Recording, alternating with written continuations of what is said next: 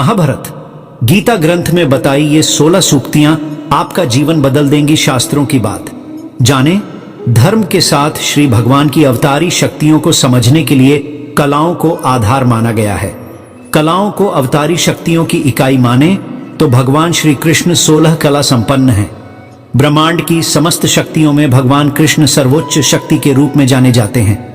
महाभारत युद्ध के समय श्री कृष्ण के उपदेशों को प्राप्त कर अर्जुन उस परम ज्ञान की प्राप्ति करते हैं जो उनकी समस्त शंकाओं को दूर कर उन्हें कर्म की ओर प्रवृत्त करने में सहायक होती है। गीता के विचारों से मनुष्य को उचित बोध की प्राप्ति होती है। यह आत्म तत्व का निर्धारण करता है, उसकी प्राप्ति का मार्ग प्रशस्त करता है। भगवान श्री कृष्ण ने मानव कल्याण के लिए उन समस्त ज्ञान विज्ञान विषयक विधिक शास्त्रों के सार रूप गीता ग्रंथ को हमारे लिए उपलब्ध करवा दिया, जिससे हमें जीवन को देखने और परखने का सही मार्ग झांत हो। गीता में दिए गए 16 शक्तिशाली उद्धरण पूरी तरह से आपका दृष्टिकोण बदल देंगे। आपका जीवन को देखने का नजरिया बदल जाएगा। दूसरों के बारे में सोचने से बेहतर है आप अपना काम करें। आप अपना काम बेहतरी से करें कि दूसरा इंसान क्या काम कर रहा है, इस विषय पर सोचने की बजाय आप अपना काम कैसे बेहतर कर सकते हैं, इस पर बल दें। दूसरा जो काम कर रहा है वो उसके कर्म है, पाप नहीं है। आप अपने कर्म करें। नरक में जाने के 3 रास्ते हैं, लालच, गुस्सा और हवस। कर्म करो, फल की इच्छा न करें, क्योंकि कर्म हमेशा फल से अच्छा ही होता है। क्या हुआ था, क्या हो रहा है, क्या होगा, आप कभी भी अपने बीते हुए कल को ठीक नहीं कर सकते और आने वाले भविष्य को कभी देख नहीं सकते। केवल चिंताएं कर सकते हैं। वर्तमान में क्या हो रहा है उस पर ध्यान दें, भविष्य में नहीं, वर्तमान में जिएं। जो आपके जीवन में हो रहा है आप उसे नहीं बदल सकते। जीवन और मृत्यु के बीच में जो अंतर है उसे आंका नहीं जा सकता।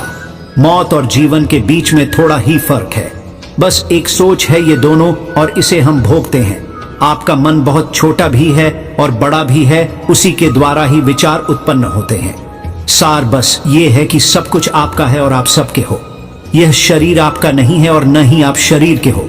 यह शरीर पंच तत्व का है, इसी से ही बना है, इसमें ही समा जाएगा। आत्मा आपकी है। विचार करो आप कौन हो। डरो मत, ये मत सोचो क्या हुआ था, क्या हो रहा है, क्या होगा। असलियत क्या है, सच्चाई कभी नहीं मरती। आदमी अपने विश्वास से बनता है, विश्वास है तो आप हो। क्रोध सारी समस्याओं की जड़ है। मन हमेशा ईर्ष्या और चिंता से भरा रहता है। जो आपके विचार हैं वो आपके दिल और दिमाग को व्यग्र कर देते हैं। आप तभी शांत हो सकते हो जब इन विचारों को अपने दिमाग से निकालकर नष्ट कर दो। अपने काम के प्रति अपने व्यवहार को सुनिश्चित रखें।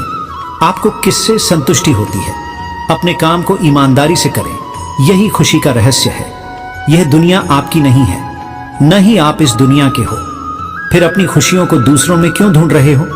हमेशा सच्चाई बोलिए तो आपको लाभ होगा। किसी को दुख देने वाली वाणी का त्याग करें। संसार के सभी पदार्थों का अव्यक्ता से आरंभ होता है। जो विचार हमारे भीतर आते हैं उन्हें यह अव्यक्ता अपने काबू में करके नाश कर देती है। तो फिर हमें क्या आवश्यकता है कुछ अधिक विचार करने की। खुशी से जीना हो तो अपनी इच्छाओं का नाश कर दो। कर्म आपकी काबिलियत को दर्शाते हैं। खुशी आपके अंदर है, ये हमारे दिमाग की एक सोच है, ये बाहरी दुनिया में नहीं मिलेगी। शास्त्रों की बात जाने धर्म के साथ। श्रीमद् भगवद गीता श्री कृष्ण कहते हैं कि आप या तो अपने मित्र हैं अथवा अपने शत्रु। अपना मित्र बनने के लिए उन्होंने सुख दुख की भावनाओं के प्रति, सोने पत्थर जैसी चीजों के प्रति और मित्र शत्रु जैसे लोगों के प्रति इंद्रियों को नियंत्रित करके समत्व बनाए रखने का मार्ग बताया। इसके साथ साथ वह ध्यान का मार्ग भी सुझाते हैं।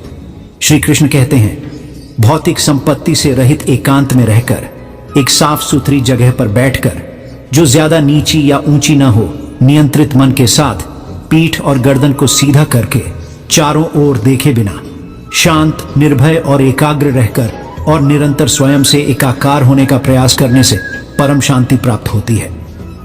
संवेदी उत्तेजनाओं के हमले के दौरान समत्व प्राप्त करना कठिन हो जाता है, इसलिए एकांत में रहने से अस्थायी राहत मिलती है। इसका गहरा अर्थ यह है कि भले ही हम शारीरिक रूप से खुद को एकांत में रखते हैं, पर मानसिक रूप से अपने व्यवसायों, परिस्थितियों और लोगों को अपने साथ ध्यान में ले जाने की संभावना रहती है। हमें इन सब को छोड़कर एकांत में रहने में सक्षम होना चाहिए। अंत में यह युद्ध के बीच भी अर्जुन को मानसिक एकांत प्राप्त करने जैसा है। जहां तक भौतिक संपत्ति को छोड़ने का संबंध है, यह ध्यान में जाने से पहले अपनी सारी भौतिक संपत्ति को दान में देने की बात नहीं है। यह उनके साथ अपने मोह को तोड़ने के बारे में है और जरूरत पड़ने पर इनका उपयोग किया जा सकता है। यह उन्हें मैं का हिस्सा नहीं बनाने के बारे में है। अंत में श्री कृष्ण डर को दूर करने की सलाह देते हैं। हमारा बुनियादी डर चीजों या लोगों को खोने का डर है, जो मैं का आंशिक नाश है। दूसरी ओर ध्यान में हमें विचारों और चीजों पर स्वामित्व की भावना को त्यागना होगा और लोगों से अलग एकांत में रहना होगा।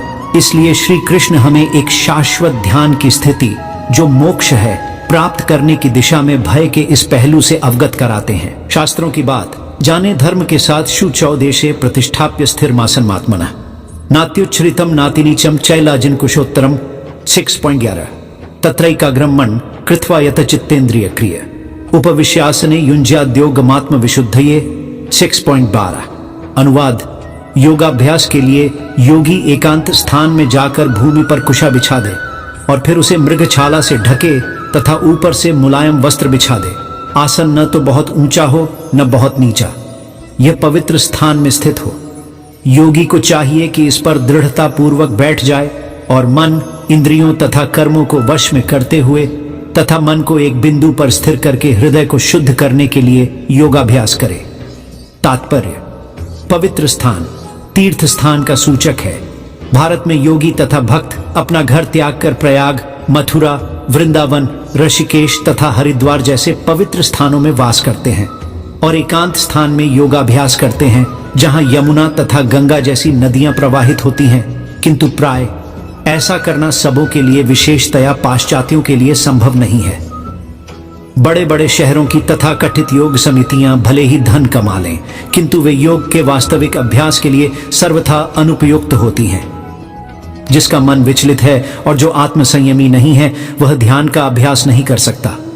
अत बृहन्नारदीय पुराण में कहा गया है कि कलयुग वर्तमान युग में, जबकि लोग अल्पजीवी आत्म साक्षात्कार में मंद तथा चिंताओं से व्यग्र रहते हैं, भगवत प्राप्ति का सर्वश्रेष्ठ माध्यम भगवान के पवित्र नाम का कीर्तन है। हरेर नाम हरेर नामैव केवलम कलो नास्त्येव नास्त्येव नास्त्येव गतिरण्यथा। वैसी अर्थात कलह और दंभ के इस युग में मोक्ष का एकमात्र साधन भगवान के पवित्र नाम का कीर्तन करना है। कोई दूसरा मार्ग नहीं है, कोई दूसरा मार्ग नहीं है, कोई दूसरा मार्ग नहीं है। भगवान श्री कृष्ण के अनेक रूप हैं। उन्होंने हर रूप में जिंदगी जीने के बारे में बताया है। कृष्ण कहते हैं, दूसरों से खुद की तुलना मत करो। अगर तुम्हारे पास उससे कम संसाधन है तो उसी में खुशी से जिंदगी जीना सीखें। आइए जानते हैं श्री कृष्ण से जुड़ी कुछ खास बातों को। भगवान कृष्ण कहते हैं, किसी दूसरे व्यक्ति के सहारे अपनी जिंदगी को जीने से बेहतर है कि आप अपनी जिंदगी को अपने बल पर जीना शुरू कर दें। आगे कृष्ण कहते हैं, अपने भाग्य पर भरोसा रखो, सब कुछ अच्छा होगा।